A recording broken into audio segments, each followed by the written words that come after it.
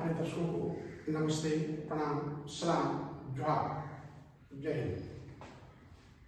आज जो हम पढ़ा रहे हैं, जो वीडियो बना रहे हैं, अगर आप ठीक से देख लें और ठीक से आप पढ़ और सुन लें तो आपका 10 मार्क्स एग्जामिनेशन में निश्चित है। 10 मार्क्स पक्की होगी, क्योंकि ऐसा ही रूप से इसको मैं बनाया हूँ और इसमें से निश्चित रूप से क्वेश्चन आपके सेकंड एग्जामिनेशन में आएंगे थ्योरी में। तो चलिए, आज का विषय है कम्युनिटी बेस्ड रिहैबिलिटेशन।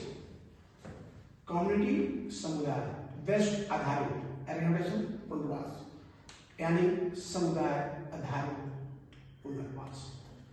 इस समुदाय आधारित पुनर्वास है क्या, व्हाट इज?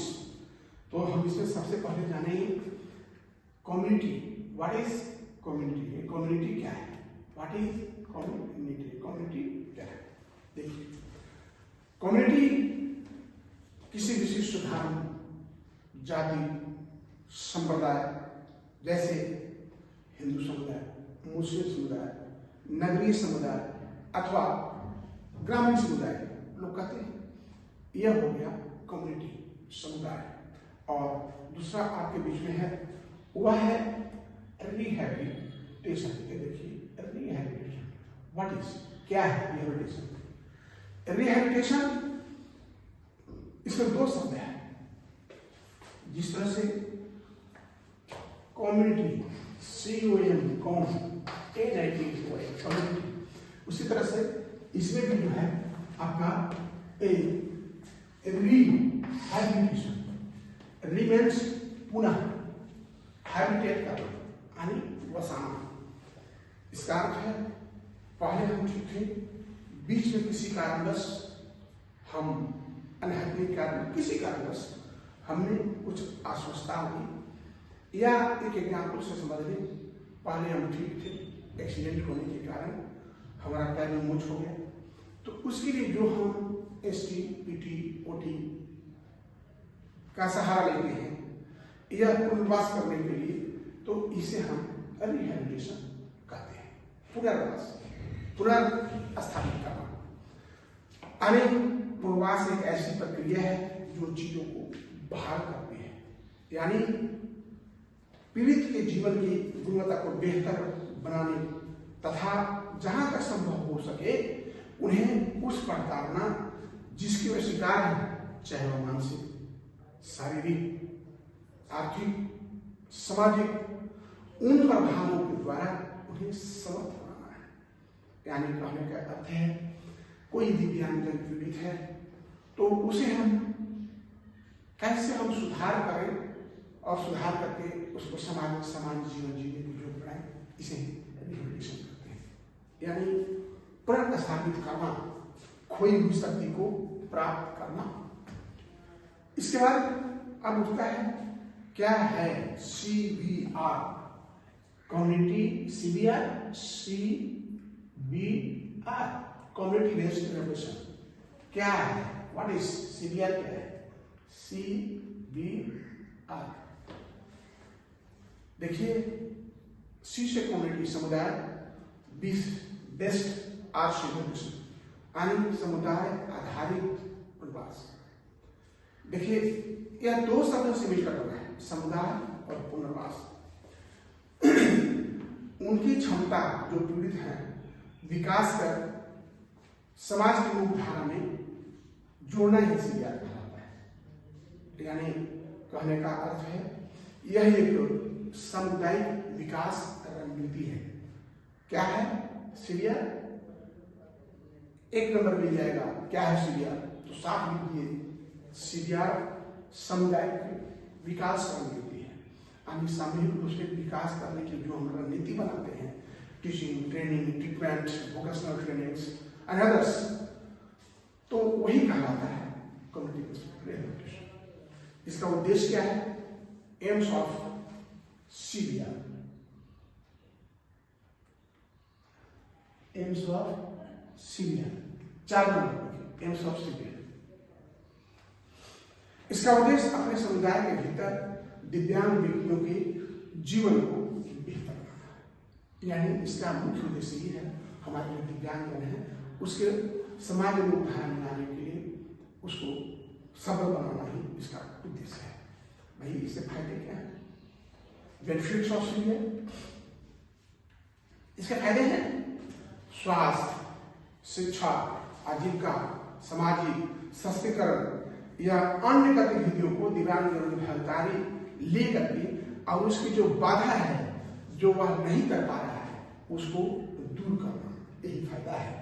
उसके बहुत काफी विकास होता है और विशेष रूप से जो गांव में हैं, दूरस्थ में हैं, उनको बहुत काफी लाभ होता है। इसके बाद हमें जानना चाहिए छठा वेन स्टार्ट सीरिया, ये शुरू कब हुआ? मैं बता दूं, सीरिया जो है इसकी शुरुआत 1970 के दशक में 1970 में कम आय वाले जो देश थे दिव्यांग व्यक्तियों की तकनीकी पूर्वास के ख्याल से किया गया था और 1980 के दशक में WHO ने, जिसका WHO का हेडक्वार्टर स्विट्जरलैंड के जेनेवा में है, तो उन्होंने एक मार्गदर्शन सहायता प्रदान करने के लिए समुदाय में दिव्यांग व्यक्तियों के लिए समुदाय में मैनुअल प्रशिक्षण प्रकाशित किया था। और 2004 में इंटरनेशनल लेबर ऑर्गेनाइजेशन जिसको हम कहते हैं ILO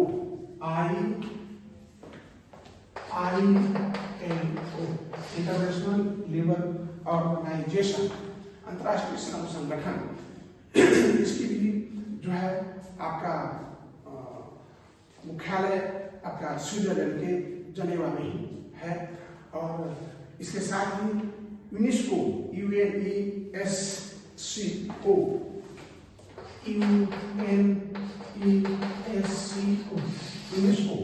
यूनेस्को जो है आपका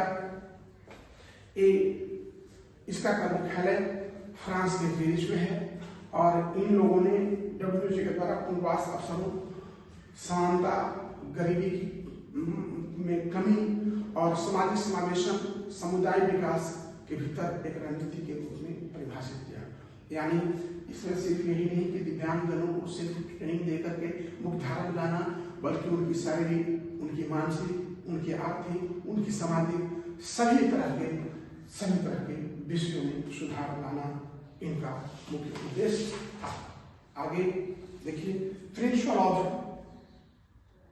सीरिया का उद्देश्य क्या है, माने सिद्धांत क्या है?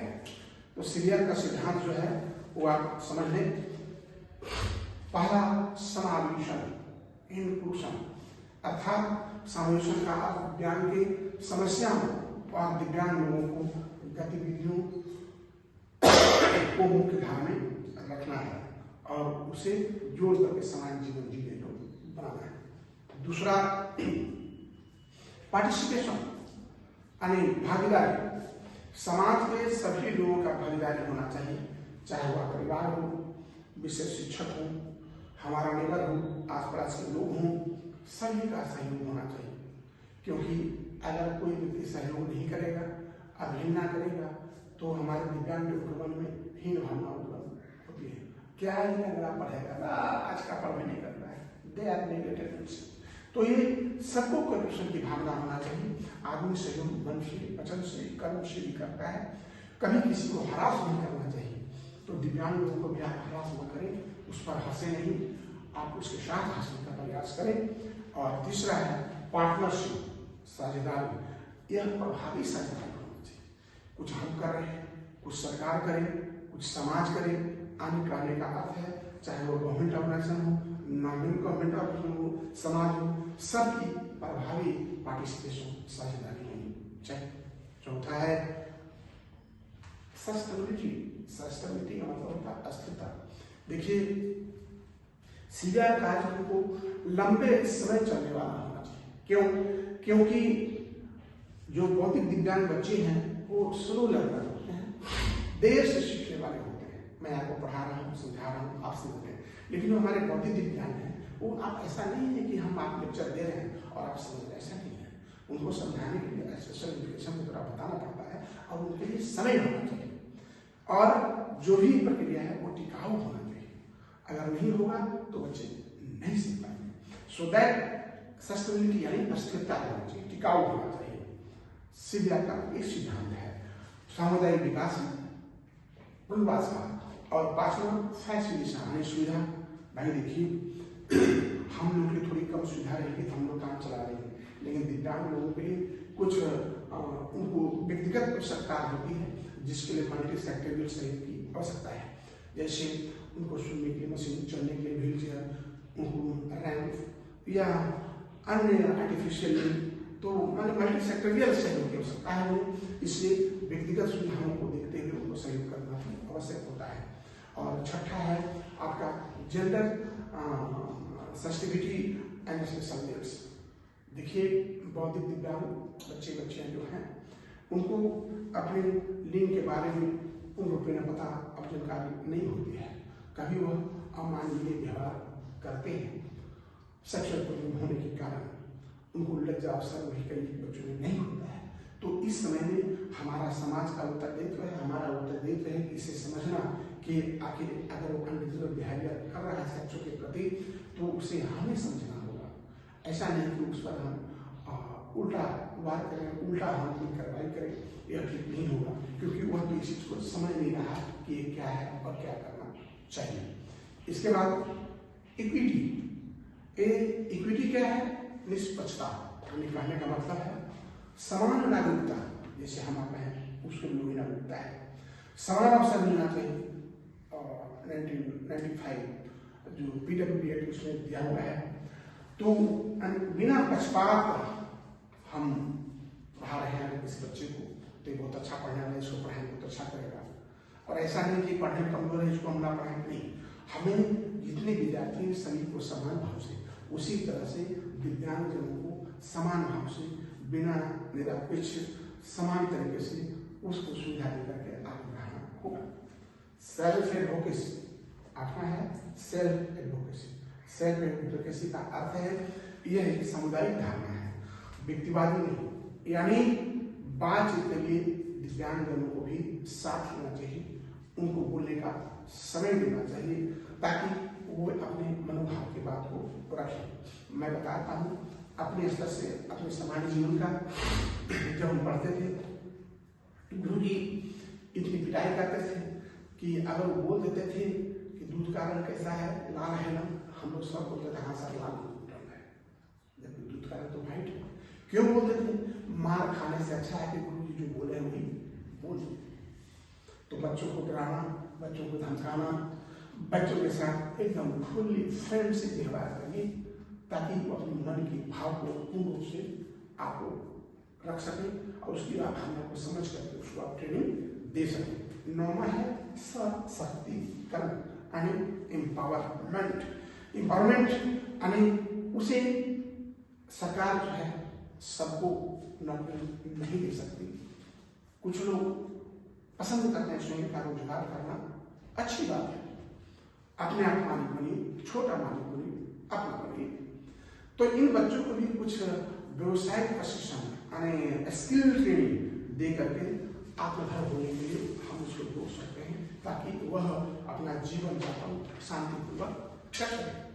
अब इतना जो हमने बताया, लाइए चौकी है हमने की तरह बताया, तो अब लास्ट में प्रश्न उठता है कि इसकी आवश्यकता क्यों पड़ी।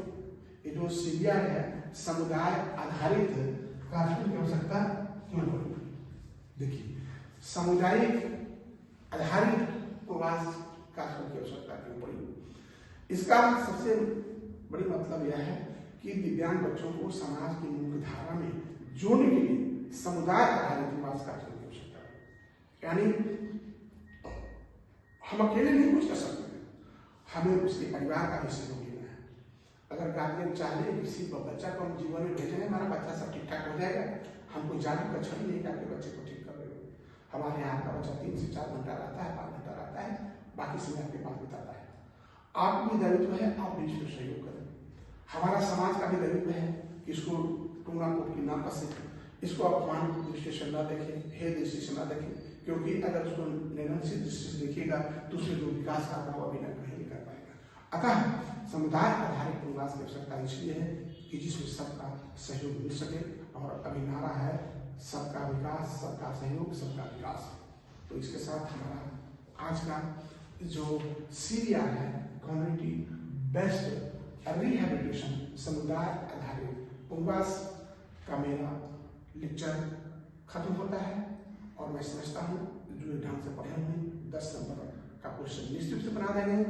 अभी हम इस पर एक छोटा सा प्रेजेंटेशन हम आपको देंगे, और जो इंग्लिश हिंदी, चूँकि हिंदी भाषी कुछ इंग्लिश भाषी हैं तो ये हिंदी भाषियों के था। अब कुछ इंग्लिश में एक मैं प्रेजेंटेशन बनाया है उस पर, चूँकि अभी सीआरई कार्यक्रम था इसीलिए तो मैंने प्रेजेंटेशन दिया था वहाँ, तो आप लोग थोड़ा उस प्रेजेंटेशन को भी देखेंगे। इसके साथ जय